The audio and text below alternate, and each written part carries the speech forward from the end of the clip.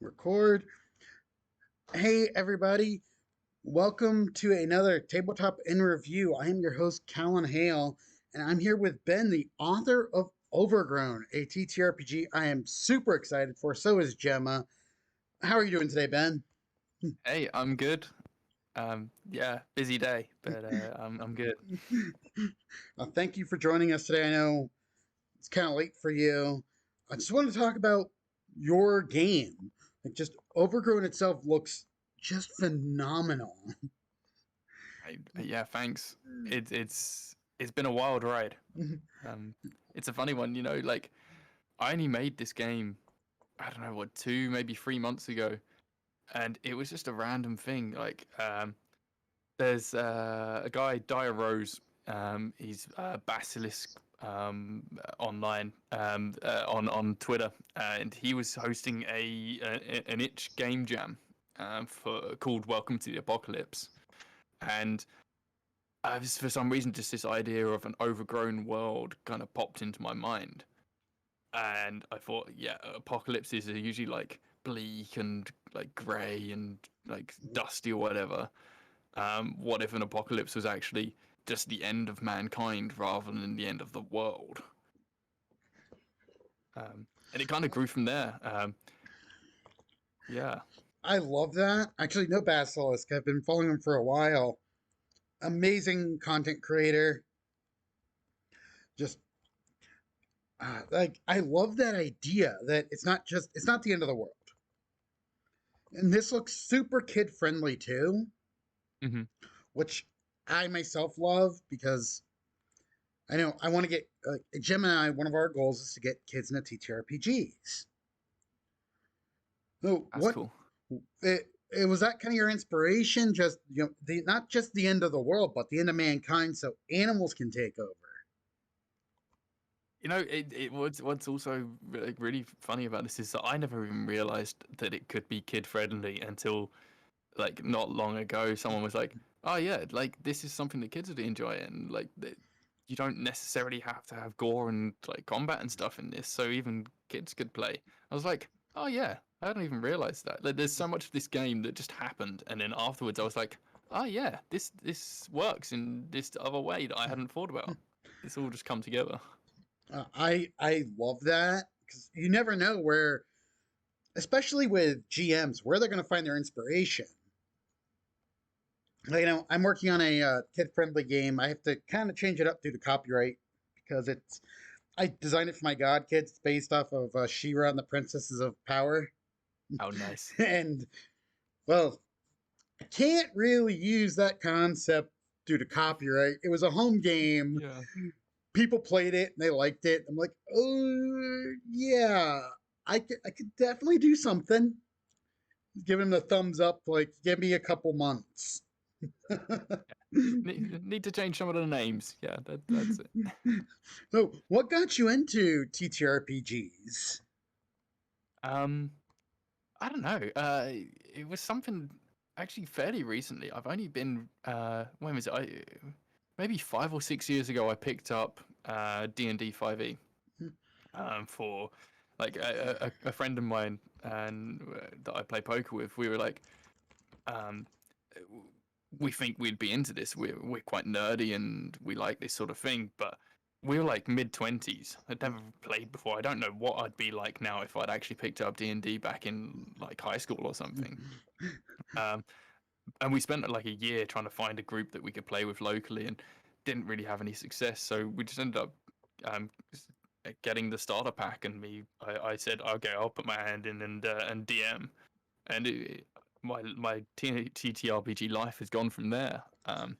And in terms of actually like making games, it was a couple of years ago. I decided I wanted to play with some workmates, and most of my workmates had never played anything like this before. So I was like, oh okay, D&D might not be the best entry point. How about I just make something that's going to be super simple that everyone can pick up and understand? Um, so that was when I came up with Cybertopia, which is a similar system to Overgrown, but it's basically you roll a d20 and you have like skills or items, and you can use them to modify your roll. And however well your roll is how well you do at the thing. Um, and it's a similar concept in Overgrown. You have animal features that you can use to modify your rolls, and it's just a d20, and it's as simple as that. So yeah, really, kids could understand this, and like yeah, I've played it with my wife, who has never played a game like this before in her life, and she picked it up and had a great time. And yeah, friends online, workmates, everyone just gets into this in you pick it up in about half an hour. And it's been great just to introduce people into the hobby that have never even like considered doing it before because maybe it's too complex or you need to read a big fat book and stuff. So it's been great. I love that. I'm actually looking at the Cybertopia page now, and just the shortness of a PDF that you created is amazing. Yeah, that one was a bit of a labor of love. 'Cause Um, I know so many yeah, people are afraid to pick up TTRPGs. Like myself, I've been playing since '92. So yeah, I've been I've been playing for a while, and I've played so many TTRPGs. I actually used to do a show, Tabletop Treasure Trove, where every week we would play a new game. nice, like that. But there were so many games to play. My players would just be like, "Look, this book is too big." Whereas yours, Yeah, it's like I feel like I could pick this up and say, "Hey, let's play this for a stream. Here you go."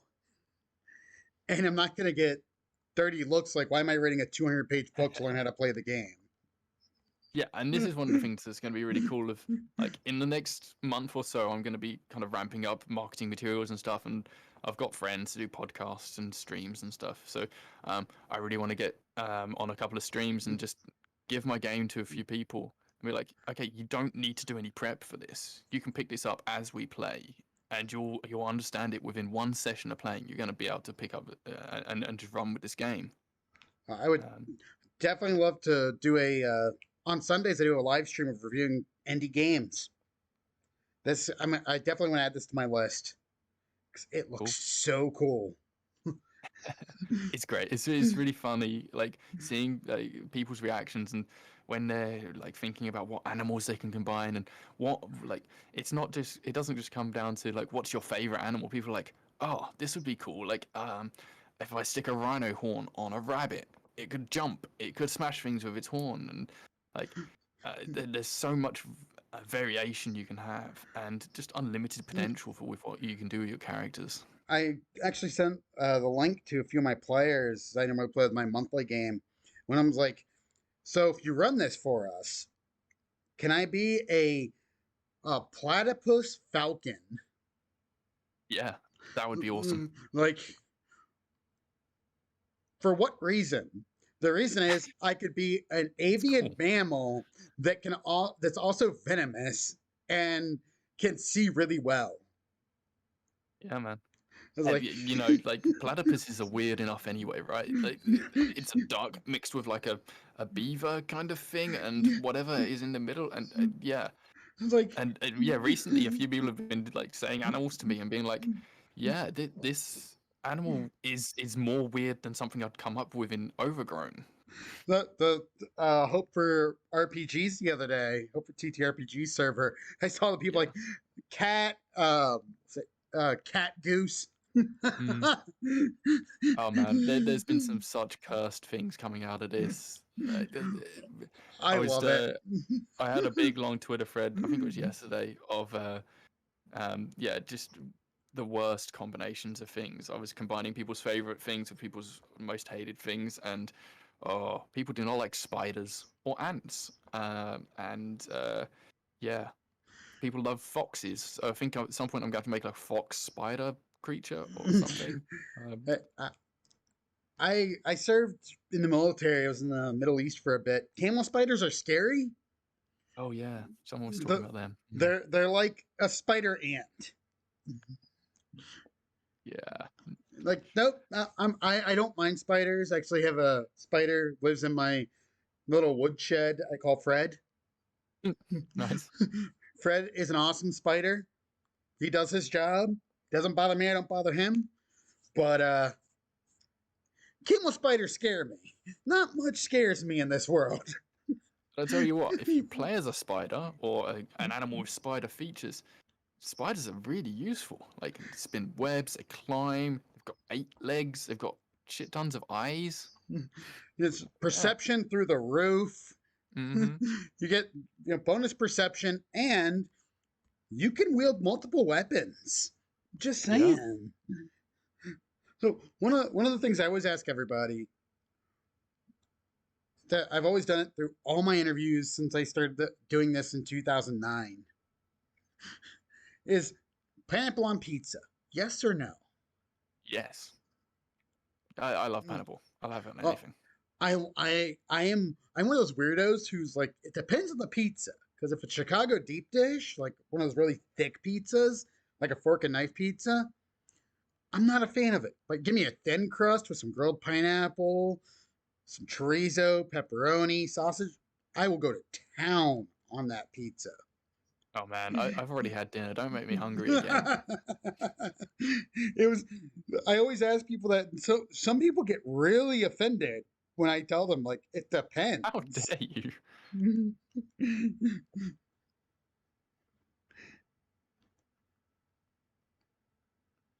But 2009, that's a long time you've been doing this show then, hey. Yeah. Uh, Took a break in 2008 or 2018, I should say, due to mental health and Mhm. bunch of other stuff. Because I was working like 60-hour weeks and Oof. doing 30 to 40 hours of content creation a week. Oh damn, Burned man. out hard, and now I'm a full time content creator thanks to Gemma supporting me on it. And I was like, you know what? I want to get back to the community. I want to hype Yeah. up these indie creators who I love watching the creative process with. I Cool, love man. just seeing how everyone does their own thing and it's all different. Like I've been playing TTRPGs for going on 30 years, but I've never seen anything like this. Let me ask, like, with all your experience and stuff with the community and stuff, was it always as supportive and like full of solidarity as it is? Because I've only really been in the community for the last 6 to 12 months, and it's just amazing the people like just come together, especially indies supporting indies. There's a reason I left in 2008. Uh, It was not always like this, sadly. It was super toxic. It was, we're competing each other. Like we can't hype each mm, other up or support each other. Like I've always been that person who's like, I want to support people. Like I know Basilisk, we used to follow each other back in the day before I took on my pseudonym. We were always supporting indie creators. We were hyping each other up all the time. And we're getting like, well, why do you support X and not Y? Why don't know who Y is? I've never right, I've yeah. never interacted with them. Let me meet them. Let me hype them up too. No, I love it. The community now, like they like Hope for TTRPGs, and there's a bunch of discords I'm in. Like everyone just springs off each other, and they're all like holding each other up. And like even just today, I had a whole like Twitter brigade just hyping up my game and spreading it around and stuff, and it's brilliant. And Uh, like I mean, I'm crowdfunding the expansion of it because the base game exists and it's really good fun, but I want like full professional art so that my artist who made my fantastic cover can like fill a book with weird creatures that she's come up with. 'Cause I'd never like known her until one of my friends like passed me my info, and I was like, okay, she just perfectly picked up the essence of the game, and she's got so many good concepts that she showed me when she was doing the cover design. Fantastic things. Um, where was I going with this? um, yeah, and yeah, I want to make a full campaign because at the moment I've got like an example kind of starter session in the book. Um, but it's great having the rule set I can give out to people and be like, okay, you can play this now, but I'm gonna make this better. Um, but the crowdfunding, I mean, as with most crowdfundings, it takes time. So it's not even been a week yet. I think I've raised like $700, something around there. that is Um, awesome, though. I'm, it's I've never done anything like this before, ever. Like I come from computer games and stuff, and I never did like kickstarting or anything like that before. Um, and so this is a very kind of new world to me. I have a feeling this game is going to take off. I'm going I to hope so. spread this. I'm going to spread this to every community I'm in because I'm in a bunch of them from years of being in the community. Like, I'm in one Discord I used to own. Actually, I turned it over to a friend of mine when I was like, "All right, I need a break from the TTRPG world." I was going through a divorce when I left the community, Mhm. so now I'm with Gemma, and my life is so much better. But I was like, I turned it over to a friend of mine, but they have 17,000 people there. I'm like, yeah, here you guys go. What?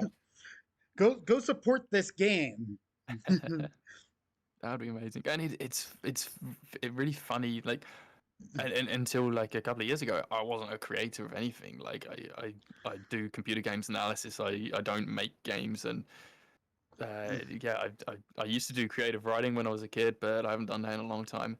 And now I've got people who like consider themselves my fans for the things that I've made. And I still can't get my head around that idea that there's people so hyped up about this game that like they'll just support me like endlessly, and it's amazing. That's one of the weird things I've noticed.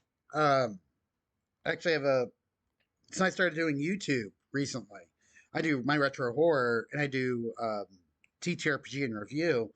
I have fans, Mm. and I'm not used like I should be used to that because I once had 15,000 people who followed every word I said on Twitter. I had people who come to my streams all the time who were quote unquote fans, but now I'm back to being a small creator full time. I'm like, I get a fan who wants to send me a camera.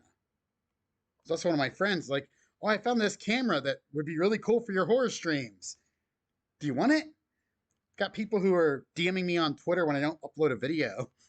Like, you okay? You didn't It's so upload much more today. like personal, right? Like, Yeah, like, yeah. this is weird. I used to take a week off and no one would bat an eye. Now I don't post a video. People are like, you okay? Yeah. And do you know what else? Like, I have a thing. Like, I am the weird animal guy now, right? So, people I know will see some weird animal creation that someone else has made, some random place off on the dark corners of the internet, and they'll post it to me like, "Hey Ben, check this out. This guy like came up with this cool animal. You should have this in your game." I'm like, "Oh, okay, yeah, I am that weird guy now, aren't I?" I was the dice guy for a while. People were like, oh my god, you should check out this dice creator. You check out this dice Hmm. creator. And I make dice. I actually do. Jim and Oh, I nice. will be doing custom dice for people.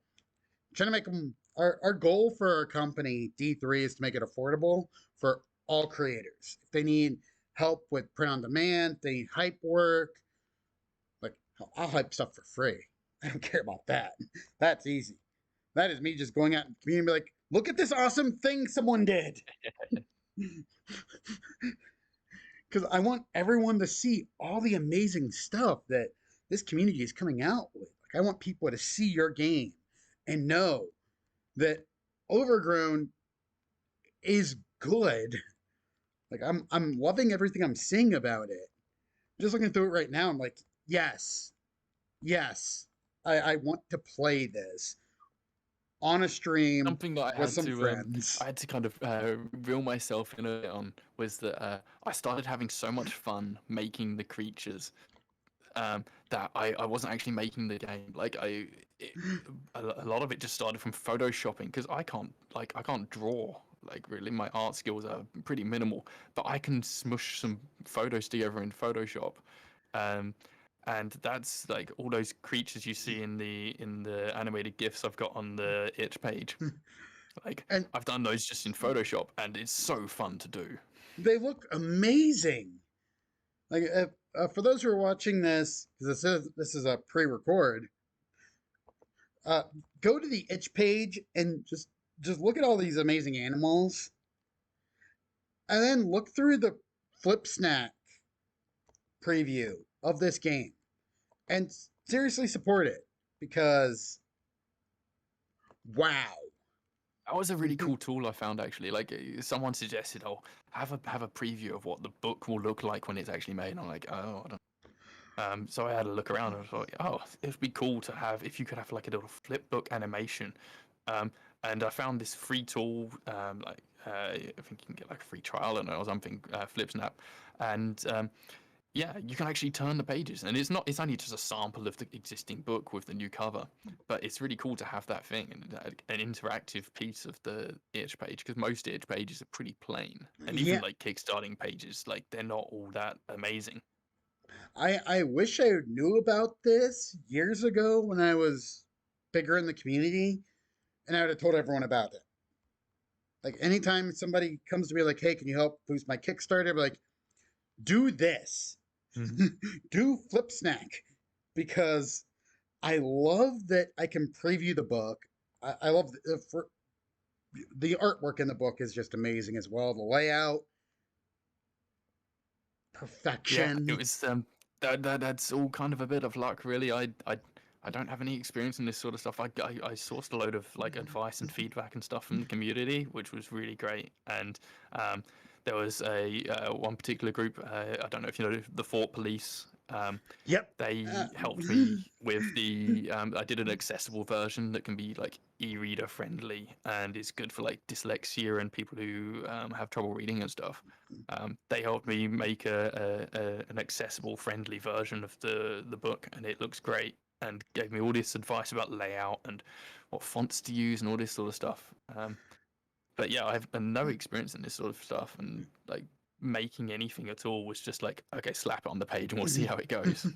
was actually chatting with them. I was on a thread with them because I'm working on my when the poll gets done, my Halloween one shot. I want to make sure it's accessible to people with dyslexia because I have a form of dyslexia. Oh yeah. So the fact you made it accessible is a huge plus for me. There's so many people who don't think about like maybe I should make this accessible to people who can't read on normal PDF. So I have a friend who just messaged me today like, "Am I being lazy because I converted a PDF from a PDF to this document style so I can load it on my iPad so I can read it better?" No, There's a bit more to it than that. Like, like yeah. that's called doing it so you can read it because she can't read on the computer screen because it's too bright. Hmm. Like I taught you to do that with TTRPG books, so why wouldn't you do it with stuff for school? Yeah. Nah, Like, it's wild, like how many things just aren't set up with that sort of thought in mind of like, yeah, and especially in TTRPGs, like layout designers and artists, they love to make things flashy and look really stylized and cool. But yeah, not everyone can actually read that sort of thing. I was looking at the Mork Borg book the other day, and that looks fantastic. But I can imagine if you've got like um, I don't know, reading impaired ness, then yeah, you may really struggle with something that's so bright and stylized like that. I actually have my own laptop monitor turn the brightness down when I have to read stuff on it. Because if there's a really bright background, I can't focus on it. Hmm. But the way you laid out your book, it's phenomenal. Like I have no issues looking at this and being able to read it. It's just Cool. that perfect level of brightness to darkness on the text. The graphics are perfect. I can clearly see them. I don't have to adjust my brightness at all to mess with my eyes. You did such an amazing job, and I applaud you for that, my friend. Thanks. Because I know not many people think about that anymore. And I know in the TTRPG community and the TTRPG family and solidarity, we're hyping that of being accessible, but not a lot of people are taking the time. And it's not us, it's not like our little cluster of folks, our creators. It's the big companies that are Mm. just like, here you go, buy our Yeah, book. they're pulling enough money that they don't have to like actually care. Like if they were to do something like that, it would be more of a corporate show of faith or whatever. Like Like it's when I Wizards don't did. know if it's just the people like that I happen to have fallen in with or whatever, but there seems to be a lot of people that I know that have disabilities or dyslexia um, in this little corner of the internet. And like, yeah, if there's even a portion of my friends that can't read my stuff, then I want them to be able to. I know I'm a disabled vet, so for me it's when people are like, "Oh, you should do XYZ," I'm like, "Okay, how do I do XYZ? Be more specific than tell me that I should do the thing. Hmm. How do I accomplish said task?"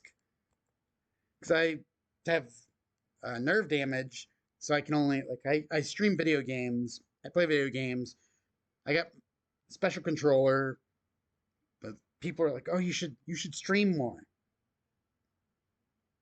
Yeah, Okay, I easier can said than done in it. I can do maybe 25 minutes of game before I gotta take a break. Would you guys want to just sit here and watch a loading screen for 25 minutes Hmm. while I recover? Like I've noticed we have such a supportive community, and I think a big part of that is the community has shifted, and people like you helped it shift. People who are thinking not just about how can I make a thing for me, but how can I make a thing for everyone to enjoy? Yeah, and I'm doing like as much as I can to encourage other people to do the same. Like Uh, spreading word about the Four Police's accessibility consulting they're doing, like just making spreading the awareness and that like uh, and on top of that, just like helping people who are doing good stuff and supporting them because these are the things that come back around to you. So there's so many people that I have like held up as like being great members of the community who are now coming back to being like, okay, let's support Ben's Kickstarter, the crowdfunding. Yeah, it's been great. that's one of the things I love, and I'm definitely going to be because this interview is going to go live like right after we're done. I'm going to launch it for the Cool. recording, and then tomorrow during my wonderful Wednesday, I'm going to have a link to your stream scrolling across the bottom of my screen, Cool. a link to your video or link to this video, and a link to your itch account, so every viewer can see this is an awesome thing. Click the link, see it, because I am astounded with the work you did in such a short time. Yeah, I mean, I've had a lot of people helping me out, as I mentioned, and like in particular, so there's I don't know if you know Hatchling DM Rich. He's been like mentoring me as part of the Bard Commune uh, program, um, and he had a really successful Kickstarter last year with Inspirals, and so it was actually his idea entirely to do a crowdfunding to expand this game because I just went to him and I was like, I get a lot of engagement on this idea but not any sales really. And he was like, we'll do a crowdfund because this is something that is capturing people's imaginations and it's worthy of being a bigger thing. So put on a crowdfunder. I'll help you sort out the page and figure out what to do with like goals and rewards and that sort of stuff. And he's been really helpful on that front. That is And yeah, it's that. interesting actually. It was his idea also to use Itch rather than Kickstarter because I said to him, "Oh, I don't know. Kickstarter seems like a lot of pressure. It's very intense, and like I don't know if I have the energy at the moment to be able to like put into building a community and stuff that you need to do for kickstarting." And he was like, "Well, do itch funding because like it's not got as much exposure, but you can do the same sort of stuff." And it's been really good actually, and I've loved using itch for this purpose because it's so flexible and so um, easy to get going on it that literally it's less than a month that we had that first conversation and the page is up and the campaign's going. And on itch you don't have that 30-day window like on Mm. Kickstarter. Yep. Because like, okay, Kickstarter, in a month you have to fund a massive project. Yeah. You got to hype it up for probably a year before. And Hmm. on itch, it's like I had you last week. What if you need a mental health break? You take a mental health day. Kickstarter can kind of tank you. On Yeah. itch, it's hey, I took a mental health day, especially with our community now. I took a mental health day because I needed it. Hmm. Everyone, Yeah, are and I you mean, okay? Kickstarter is so intense. Like I know so many people that have like that amount of pressure has just wrecked them during a Kickstarter. Like some and people thrive under it, but some people just like collapse and then they get to the end of a Kickstarter. It's like, oh God, never again. And and obviously it's addictive, so they go and do it again anyway. But yeah. and while we're recording our thing here, I just bought a copy of Overgrown because I'm going to review it this Sunday. Oh, nice. Because Thank you. I'm like sitting here looking at it, like, well, I really want to review this. Buy a copy. And what's the perfect time to buy a copy when I'm interviewing the creator? Yeah, absolutely. Thank you so much. Yeah, like every dollar helps in the jar, and yeah, I mean, I've set a high goal for it, and yeah, it was only once I started really looking into this stuff I realized, oh damn, yeah, art costs a lot of money, layout designers cost a lot of money, and then of course I just want to hire all of my friends to like work on this. Like I want to hire Fort Police to help write the campaign and to write out world lore and other people that I've met, and I was like, lots of people want to get involved in this. And I was talking to another friend recently, Cantrip cartographer, does maps, fantastic, beautiful, They bright pixely do. maps. Um, and I was like, do you want to make a map for me for this? And so I'm gonna hire them to make me a map that I can use for marketing and materials and be like, this is what like the maps could look like if you guys like fund me much more money. I can get more of these because like maps are expensive, man. Um, but like, and that's another great thing about itch is that I don't have to wait until the end of like a 6 month um, kickstarting period to actually get the money to be able to start making the game. The money, as soon as you spend your money on itch, it comes to me, and I can then use that to hire people to make the game and start making materials and stuff. So Nice. what I said to Cantrip was, look, once I hit 1 grand, then I'll come and get you. You can make this map, and then I'll get another grand and another grand after that, and we'll just keep on pumping money into this so that like people can see it like actually developing as some money's coming in.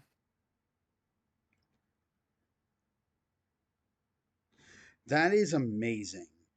I did not know that about itch. Like I've Gemini for our company, we're actually doing like I mentioned disabled gamer. We're making accessible terrain and dice jails. I'm making dice cups and accessible Ooh, dice, as well as dice carriers for folks. Like nice.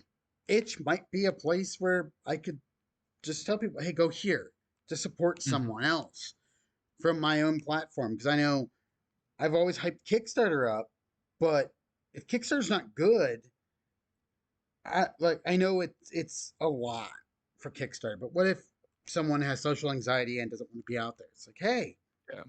you can put your project on itch, I mean, and you do have the problem of like Kickstarter does have such an audience, and there are people literally oh going on Kickstarter looking for things to fund, whereas on itch, people aren't really doing that. yeah, And there's so many millions of things on itch that actually getting your stuff like seen um like as a like casual thing you don't get passers by. It's not window shopping in itch. we'll change that. Give it time. You got a community of like I did a search earlier today for a TTRPG family looking for folks to hype for Wonderful Wednesday. I came back with 12,000 results. Oh jeez. There, there, You're there, really there are a smart. lot of us. Yeah, With man. we can change that and make sure that people know. Hey, like I like backing stuff on Kickstarter. I actually backed a project. It was a miniature war game that Oh yeah. that used geography and um, it was geography and um, calculus to figure out your attacks. Okay. Well, I played the game on stream with the creator at one point, but it was too big for my house. The game board was 8 feet long. Oh man. So I went to a local high school and they're like, oh, like I donated to them, like we could use this to teach both geography, calculus, and geometry to our students. Oh, that's Thanks. great. Yeah. Because I mean, one of the things you have trouble with that sort of stuff in school is that it doesn't feel like there's any sort of applications for it. So as soon as you've got something like that, you can show people, look, your calculus is useful here. Like I got to sit in on one of their classes where the teacher was showing them how to make a tank attack another tank using Awesome. calculus Loved it. and trig, and the students were fascinated. Like I am so happy that I backed the project because I believed in the creators, Hmm. and they were $10 shy of their stretch goal, and I was like, Ah, I got $100 extra. I can donate it to you so you can reach that stretch goal and do what you want. But for me, it's like those stretch goals, and I not understand so many people love Kickstarter because you can set those stretch goals. But we can do that on Itch too. Like I've seen people do that yeah. on Ko-fi. Like, hey, if I Hmm. make this much, I can do this thing, and you don't have to wait for, like you said, 6 months, sometimes longer. Like I know the creators of the game I backed had to wait a year before Twitch released the funds to them so they could do what they were doing. Hmm. Like that's kind of crappy for them because now it looks like they're not doing their job when they spent all this time designing articulated moving pieces that you could 3D print Yeah. and then gave you the printing files to say, Yeah. And I mean, you lose your cash flow for all that time. Like you're not making money in that period. And it and costs a lot. Like you're spending money on marketing and doing all the community building and stuff. That's like even if it's not cash money, that is like that's it's energy that you're using out of your own time. exactly that's why I love the TTRPG family. Like we all understand that's using energy. Energy has a cost where we're just kind of sitting and we're like, oh, I have to hype this. But then I have to figure out what am I going to say to hype it. Like you and we've been chatting in Hope for TTRPG for a bit, and I've even mentioned it myself. Like I am just wiped. I have no more spell slots today It's hard work, eh? from just hyping my own stuff. Like I can hype somebody else's stuff all day. Ask me to hype my stuff. All right, this is a chore. Yeah. Well, I mean, I don't know if you saw the other day, Souls Rolls. He had a piece out on his blog about like basically taking care of yourself and resting when you need to because in TTRPG Twitter that it's full on, especially at the weekends. Like you have your follow Fridays, which go absolutely wild because you're getting tagged by like hundreds of people and you get so many notifications. And then self promo Saturday comes and you spend all day like pinging your link to people and trying not to be an ass. So you're like making it a little bit more personalized and you're replying to replies. And wow, Sunday comes around, and you're like, oh my god. Yeah, I did see that. I actually retweeted that. Saul and I were chatting about that, and I was like, this is a really important thing. Of you got to take time to recharge those batteries Hmm. because it is so much sometimes. Like it's super exciting, but it's damn intense, and yeah, it's tiring, and Like I yeah, we only have so many hours in our days. like I love the community, but when I looked at my phone, well, my old phone died basically on Follow Friday. Too many tweets, I man. got, I got so many tweets, my battery died, and it didn't Oh, just die. It died so hard that my phone burnt. yeah, that's your phone being like, this is for your own good. Yeah, my phone was like, take a break. And like, all right, phone, I get it.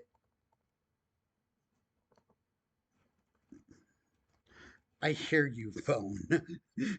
You want me to take a break? I will.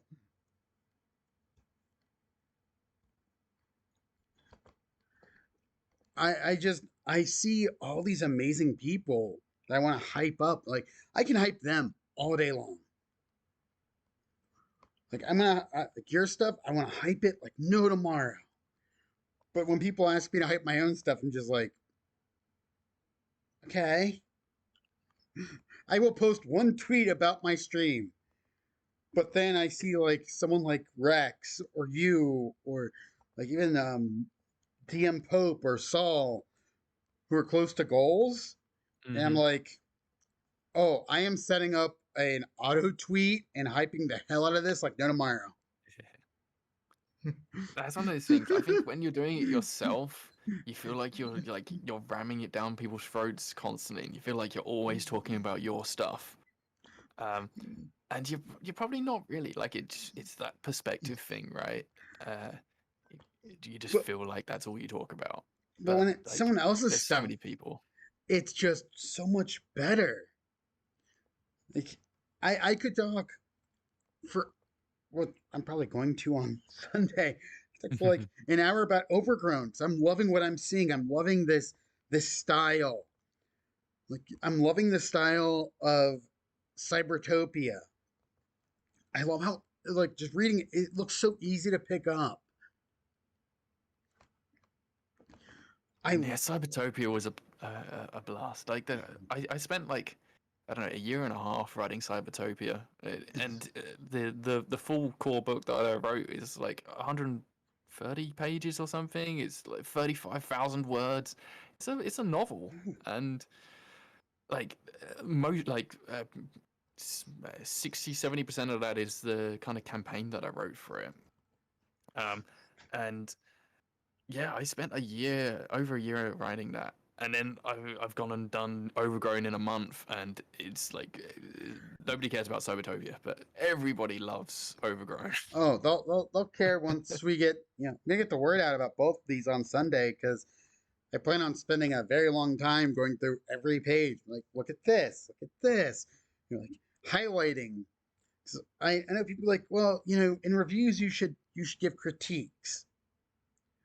I feel personally that when you review something, people themselves can find the stuff they don't like. I want to put out Hmm. stuff I do like. Like this is what I Yeah. really like about this. Like when I did Beast World review, I pointed out the stuff I Oh, okay. liked about it. When I did the review for a game called Excellent, it's a classless D20 system essentially. I pointed out stuff I liked. I don't want to point out stuff I didn't like about it because that soils it. People only remember the stuff I didn't really enjoy about that game. But I want people to remember the stuff I did enjoy. I mean, people are plenty good at reading between the lines. Like, if there's things that you don't mention, like they're gonna be like, "Oh, okay, maybe that's not the good parts of this." Yeah, like if there's something, but when you like, for example, like you mentioned, you're a video gamer like me. Playing. Have you played the new Cyberpunk game 2077? No, I haven't. Uh, the controls are glitchy. Ah, yeah, I heard that a lie. But if I were reviewing that game, like if I were reviewing it from the beginning with the developers, I tell the developer, hey, this is how I feel about the controls. But I'm not going to say that on a video review. Hmm. Then nobody's going to want to play the game. Yeah, I mean, we're not. We're As reviewers, we're not like giving the feedback to the developers. We're not there to make them make the game better. That's what like, that's their job. developer channels are for. If you're doing a review, that's for your audience. Then and I'm fully about like I'm not about toxic positivity. I'm not being positive and highlighting the positive. Because if I highlight the negative, like if I see something I don't like, I would message you like, "Hey, I think this mechanic might be glitched," Yeah. and we talk about that. I'm not going to throw it out there to Twitter or YouTube or the world and say I don't like this because that doesn't help you any. Hmm. To And me, I've that had people doing that, like right from the start. Like I had a few people come back to me and be like, I think this needs tweaking, or I think this needs something extra. And so that helps me because, especially with itch, I can just go and stick a new PDF up with the new thing. And so early on, someone um, I get decision paralysis, and this is way too open for me in the character creation. Can you add some roll tables? So I was like, yeah, sure. I stuck in the appendix some roll tables for like what animals you could end up as, and that's in there. And everyone instantly gets the updated PTF. See, that's great. Like, I threw up one of my one shots last Wednesday for One Shot Wednesday. The um, Halls of Halls of Horror, I think I called it. It's That's just cool. you randomly roll D100 to make 20 different halls, 20 in a labyrinth. Well, somebody messaged me like, "Hey, I noticed that the font you used isn't accessible for me because Mm, it's too tight together. Let me fix that real quick. cool. Change the font. Control A. Done. Update Yeah. font. Done. Send them the PDF. How's this? Oh, that's much better. The spacing is better for me to read. Thank you for letting me know. They didn't go to Twitter and say, "Hey, Callan made this inaccessible one shot." No, they messaged me and were like, "Hey, the spacing is too little for me." Great. Thank you for letting me know that you needed me to make this more accessible for you. I'd rather that than people trashing it on social media. Yeah, I mean, if you'd been an ass about it in your response, then yeah, fair play, going wild online. But yeah, you want people to be able to improve their shit. You don't want people to be just wallowing in your attacks. Exactly. Like, okay, you want to attack me? Attack me. But also, if you want to be cool, let me know I'm not doing something right. Mm-hmm. Like even this video when it goes up, it's gonna have subtitles on it. I have a subtitle recording program, Nice. so I if hope people, it understands my accent. yeah, it's actually really good for that. My Gemma works for a college, and I was helping her out with a project last year when I started using it, and it did amazing for doing subtitles with Oh, people who fantastic. had South African accents. Oh, That no one could understand the name of a professor because they spoke really fast. And my program picked it up. And I was like, "Oh, this is the professor's name." that's awesome. You should, yeah, I'd love it if you could ping me the details for this because there's a bunch of people who I often see asking about, yeah, I will up, closed captions and stuff. I will upload to my drive and shoot you a link because it's a technically a free software, but the site is not currently active because they keep getting DDoS because of Oh, where right. they're located. Ha, It's a Russian company. I see, I They see. keep getting DDoSed. I was trying to update it the other day. When I was streaming, I was doing my one stream because I was trying to test their new feature where you can live caption while streaming because it does it online, and it killed my stream. Um, I was like, what just happened to my stream on YouTube? Why did it shut down? YouTube said that I wasn't streaming yeah, because it shut down Streamlabs, and I was like, oh, no, no, no, no, no, no. I was in the middle of hyping up um, some 5e content from P Fizzle, and my stream stopped. uh, I didn't know until Gemma messaged me, "Hey, your stream stopped in the middle of your sentence. Please finish your sentence." Like, what? I was, and a friend of mine who mhm. was in chat was like, "Hey, did you just stop streaming randomly?" Oh, the software all crashed at once. So lovely.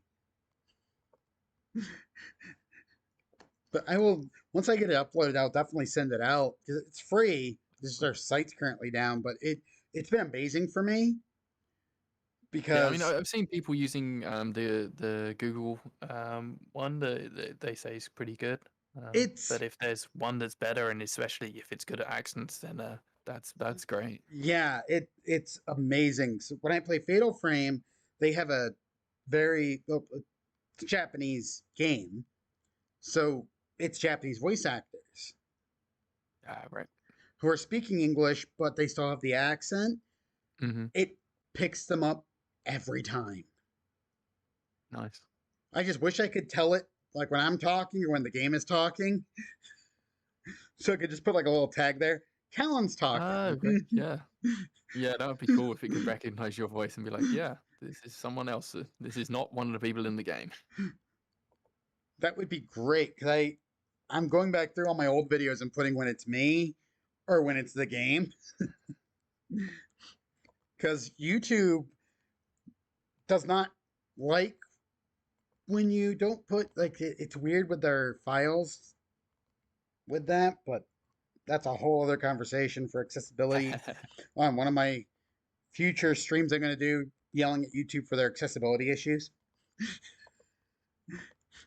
But that's a me thing. I'm big on accessibility because I want everyone to be able to enjoy our hobby. But speaking of computer games, what games do you like to play? I think aside from creating games, obviously you gotta like Oh playing man, games. what do I like to play? I mean, TDRPGs. I have had a blast playing Beam Saber.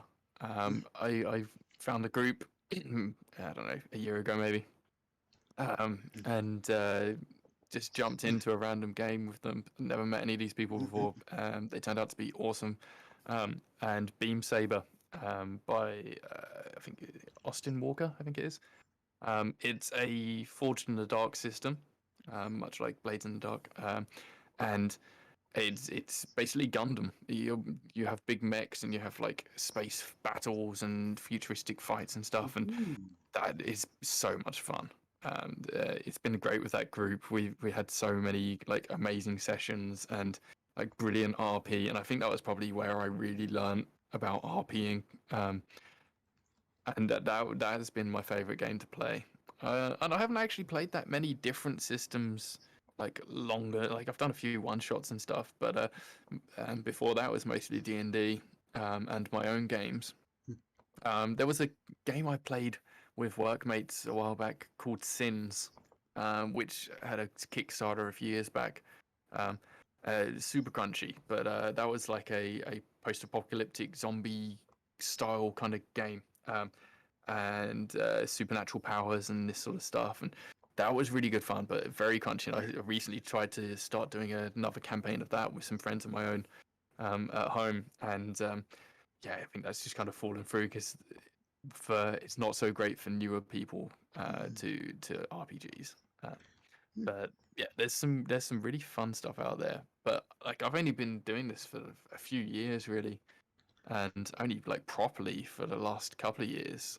And yeah, there's such a wealth of different games out there. Like to There's even just too pick many. one and be able to play for any sort of length of time that's not just like a one shot. Like there's some great one shots out there, but like I want to do campaigns of things. I want to like develop bonds and friendships and things. Um, we're about my Beam Saber group is about to start a game, a campaign of Armor Stir, which is a PBTA style game, and that's also another mech kind of game. But really, really cool. Looking forward to that one.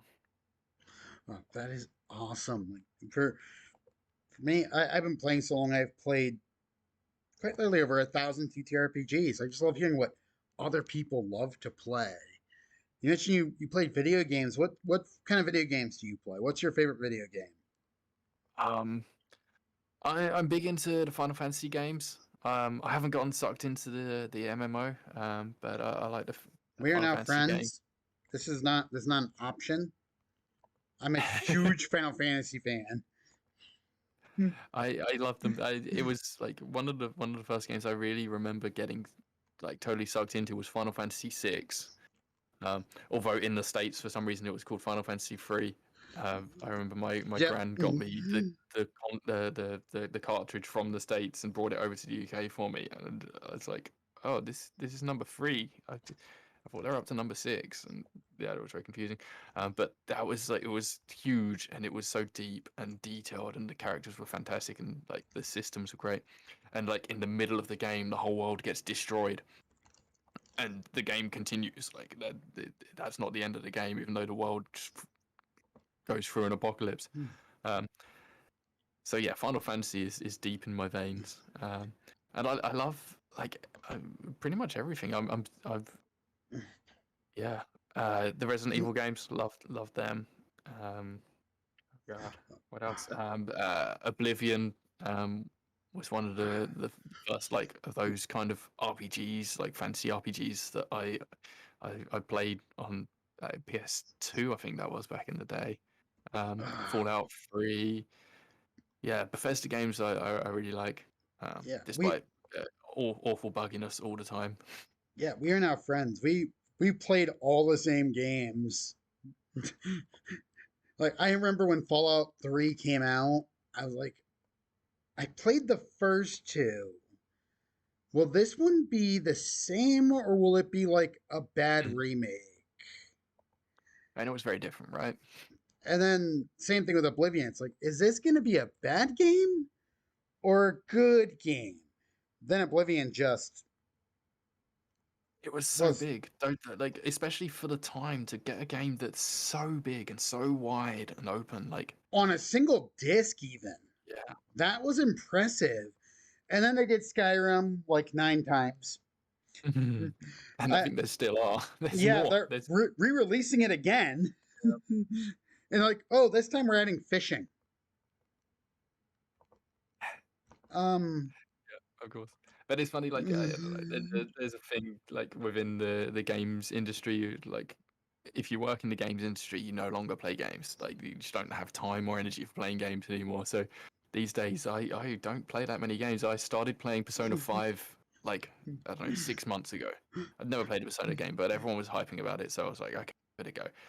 And I've gone so I'm so short into it because I just don't have time or energy to play anymore. And I've got young kids and family times, and then making TTRPGs as well, and having a day job. I'm like, no, okay. If I have energy at the end of the day, I'll sit down and watch some TV with my wife, and then we'll fall asleep. yeah, I've since I became a full-time content creator, between designing stuff, you know, interviews like this, which I love, recording. I started Batman Arkham Origins the other day. Well, Yeah. the other day, I mean like a month and a half ago. I'm still trying to get through the first mission Hmm. because That's how I feel, man. Yeah. I get to the end of my day, which I work 10 hours a day, 5 days a week, sometimes six, and by the end of the day, I'm just like, Wiped. Yep.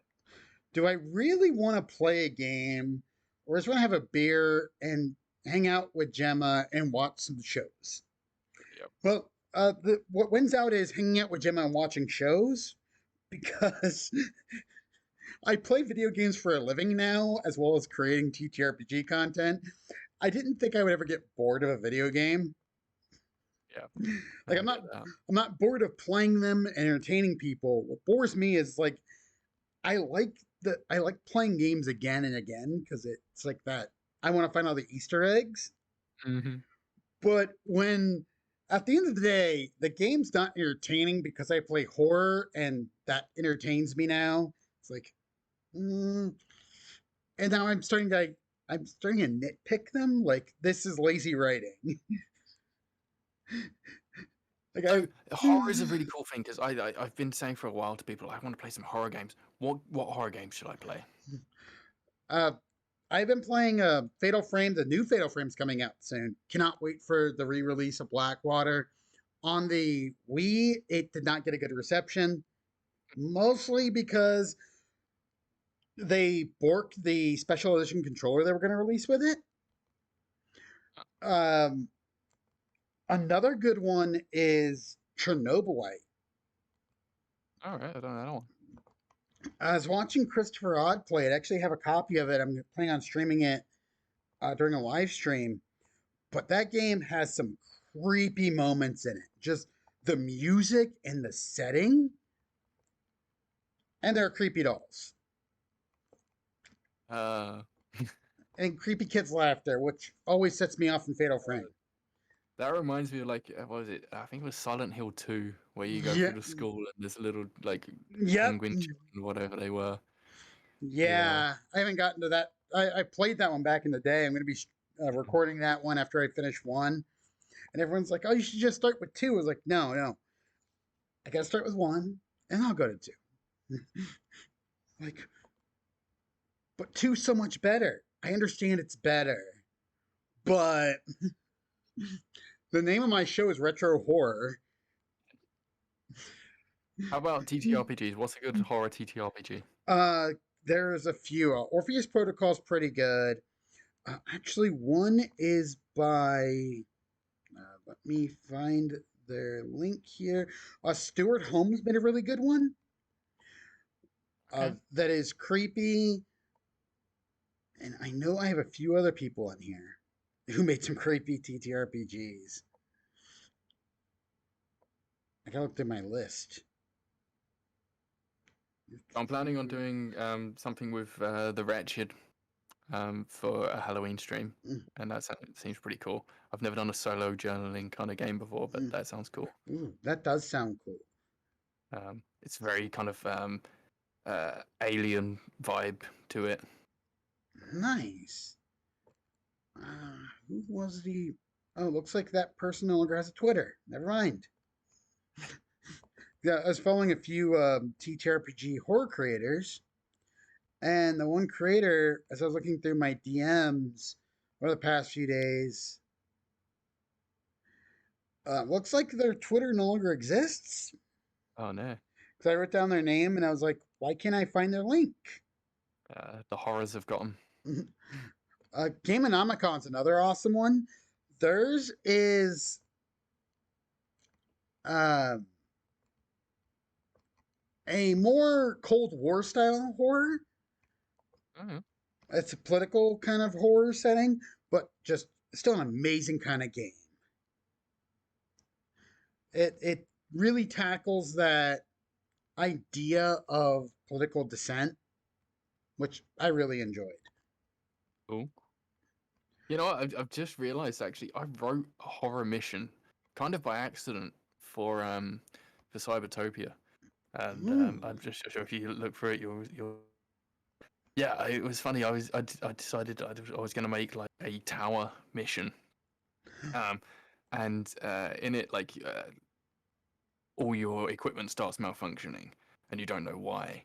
And as you ascend, like it gets darker and darker, and you're trying to like light it with your torches or use matches or whatever, and nothing's lighting it up, and it's like this unnatural darkness. And you start hearing things and seeing things, um, and I only when I actually started playing with people when I was playtesting it, I was like, Ben, this is really scary. I was like, oh, I didn't actually realize. I was just like trying to make it difficult for you, and you're actually scared. Sorry. That's actually how my Carnival of Horrors came about. It was just a random one shot idea I thought up. And at the end of it, a bunch of my players like, all right, so because I always before I run a game, I always talk to people about what are some of your triggers, content warning stuff, stuff Mhm. I shouldn't include. No one told me they were afraid of clowns. And the ringmaster is a clown. Oh no. And I had a clown mask when I was streaming that game I put on. I had two players who just noped out, like disconnected from the call. Oh no. And like, guys, when I asked before the stream, what are your X cards? What are your red flags? This And is a sometimes you don't carnival. realize until it gets in your face, and then you're like, oh no, I have made a mistake. This is a carnival. Here are things you will encounter, including clowns. I don't think anyone thought I was going to wear a clown mask. I think that might have been the problem. Yeah, that's another step in it. But, I think we are at time for our interview, my friend. But thank you so much for joining me today. That's Uh, cool, man. This has been a blast. Shoot me any links you want me to share. I got your link to your Itch.io, your Twitter, your Yeah, that's about it. Cybertopia. Itch.io's going up in this video. Cool, This man. has been so much fun. I love chatting with you. I love just Yeah, talking with TTRPG creators and yeah. I mean, fans. this is the first time I've ever done an interview of any kind, so this was really cool, and I can't wait to see it go out. And yeah, I'll definitely hop into your show at the weekend as well. I'm gonna be shooting this up right after it's done rendering, and I will tag you in the tweet because I love just after an interview just launching it because some people are like, well, you maybe you should wait a day or two. Ah, screw No that. time for editing, man. I don't. I barely. I edit my own videos when I'm streaming because I have to sync audio. But I've that's done some audio editing because I recorded a bunch of Cybertopia sessions and I was gonna like try and put them out. And after like 1 hour of doing it, I was just like, no, how can anyone do this stuff? that's why I now do live editing. I make sure the audio is all in line. Like I've been sitting here just like, every time the audio starts to desync, I just resync it live through Streamlabs. I think it's one of those perfectionist things. Like as soon as you get editing, you're like, oh, I'll just remove that and then you're like, go, there's like 700 in this. Yeah. No, I used to do it for podcasts. I'm like, nope, I'm a human. I say I want people to know I'm not a robot. Yeah. But uh again, for the fans, people watching, thank you for listening to us ramble. And my always closing is I've been Callan Hale. And I'd like to thank Ben for being on the show. Everybody remember to hydrate, medicate if you have to, eat some good food, and be kind to each other. Please. Kindness is a Cheers, free Colin. action.